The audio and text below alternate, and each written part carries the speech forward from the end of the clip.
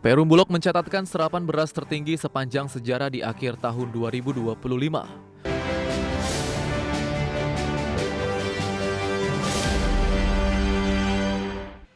Pemirsa, Perum Bulog mencatatkan serapan beras mencapai 3,19 juta ton sepanjang tahun 2025. Capaian ini menjadi rekor tertinggi sejak Bulog berdiri pada tahun 1968.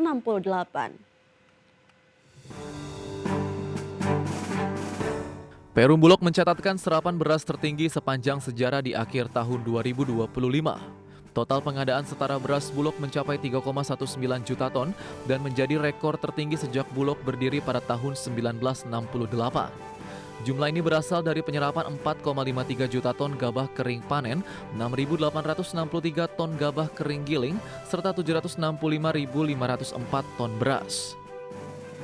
Direktur Utama Perum Bulog Ahmad Rizal Ramdhani mengungkapkan, capaian ini merupakan hasil kolaborasi dari berbagai lembaga. Capaian ini juga menjadi fondasi strategis dalam memperkuat cadangan beras pemerintah sekaligus menjaga kesinambungan produksi dan pendapatan petani. Pencapaian Bulog di tahun 2025 ini prestasinya cukup luar biasa ya. Dan bahkan mendapat apresiasi dari Bapak Presiden maupun para Menteri, yang mana pencapaian tersebut berdampak kepada swasembada pangan nasional. Dan ini disampaikan oleh Bapak Presiden di forum-forum internasional, bahkan maupun lokal. Ini semua tercapai berkat kerja bersama. Selain beras, Bulog juga mencatat pengadaan jagung dalam negeri sebesar 101.968 ton, yang terdiri dari 101.770 ton melalui skema PSO dan 198 ton komersial. Jakarta, Tim Liputan, IDX Channel. Presiden Prabowo Subianto menargetkan pembangunan 1.100 kampung nelayan merah putih pada tahun 2026. Jumlah kampung nelayan yang akan dibangun pada tahun depan dipastikan akan semakin banyak. Prabowo mengatakan Indonesia akan melakukan produksi dan budidaya ikan dengan jumlah besar. Hal ini dilakukan untuk memenuhi asupan protein anak-anak Indonesia sehingga dapat tumbuh kuat dan pintar. Selain mendorong peningkatan produksi dan budidaya ikan, Presiden memastikan Indonesia sudah berhasil mencapai swasembada beras dalam waktu 1 tahun. Presiden ingin Indonesia mampu mencapai swasembada di komoditas lainnya seperti jagung, singkong, bawang putih, dan ikan.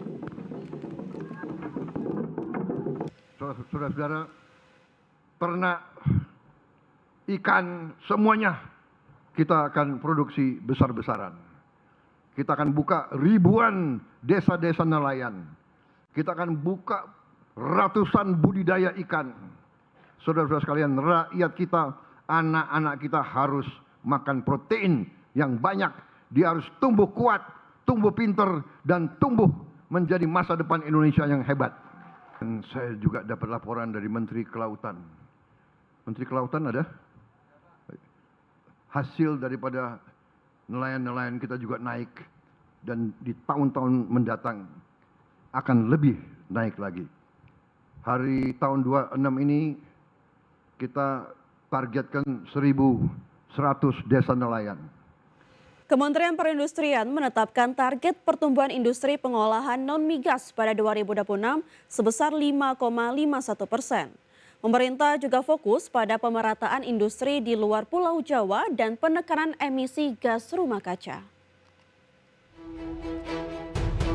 Kementerian Perindustrian terus memacu kinerja sektor manufaktur nasional. Kementerian menargetkan pertumbuhan industri pengolahan non-migas pada 2026 dipatok sebesar 5,51%. Angka ini meningkat dibandingkan realisasi triwulan ketiga 2025 yang tercatat sebesar 5,17%.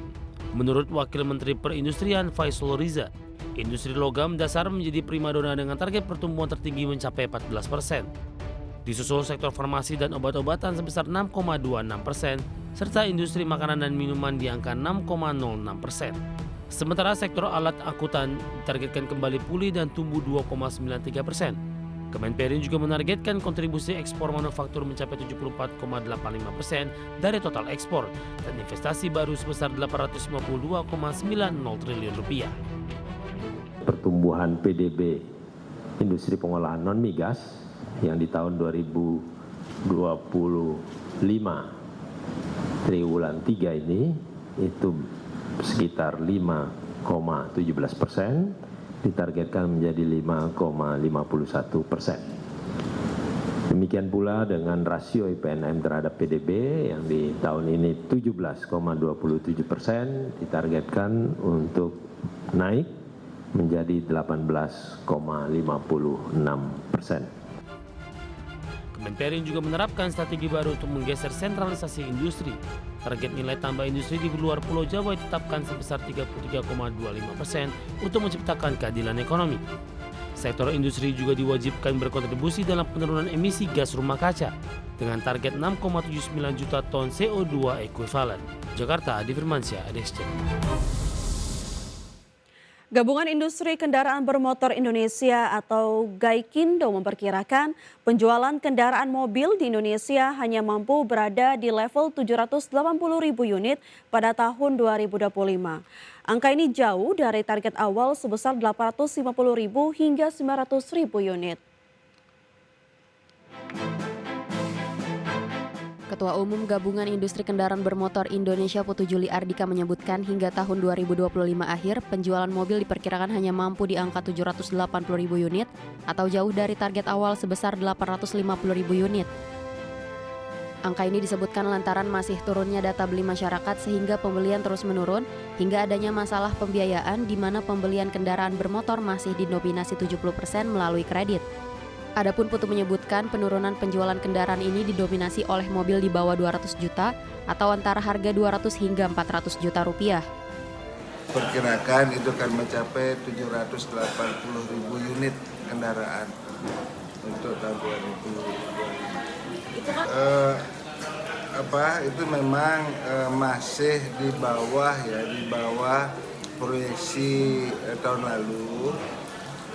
Kalau ditanyakan faktor apa yang penyebabnya turun, ya, memang yang pertama mungkin masalah ekonomi, ya, pembelian dan penjualannya itu terus menurun. Terus yang kedua itu kalau kita lihat mungkin ada juga terkait dengan pembiayaan. Seperti diketahui awalnya, target penjualan mobil nasional 2025 dipatok 900.000 unit. Namun melemahnya pasar membuat Gaikindo menurunkan target menjadi 800.000 unit, kemudian kembali direvisi menjadi 780.000 unit. Dari Jakarta, Ade Firmansyah, IDX Channel. Ya pemirsa, pasar otomotif Indonesia sedang tidak baik-baik saja. Penjualan mobil nasional merosot tajam hingga menyentuh level terendah dalam 5 tahun terakhir. Adapun penjualan dari dealer ke konsumen angkanya hanya mencapai 739.977 unit selama 11 bulan tahun 2025. Pasar otomotif Indonesia sedang tidak baik-baik saja. Penjualan mobil nasional merosot tajam hingga menyentuh level terendah dalam 5 tahun terakhir. Berdasarkan data Gabungan Industri Kendaraan Bermotor Indonesia, secara kumulatif wholesale atau distribusi dari pabrik ke dealer periode Januari hingga November 2025 mencapai 710.084 unit. Padahal periode yang sama tahun lalu bisa menembus 785.917 unit. Artinya ada penurunan pasar sebesar 9,6%. Kemudian retail sales atau penjualan dari dealer ke konsumen angkanya mencapai 739.977 unit selama 11 bulan tahun 2025. Di periode yang sama tahun lalu, hal ini bisa menembus 807.586 unit, ada penurunan 8%. Adapun untuk tahun 2026, Gaikindo masih menggodok target penjualan mobil di tengah daya beli masyarakat yang belum pulih sepenuhnya, membuat mobil sebagai barang tersier bukan lagi menjadi prioritas utama. Berbagai sumber IDX Channel.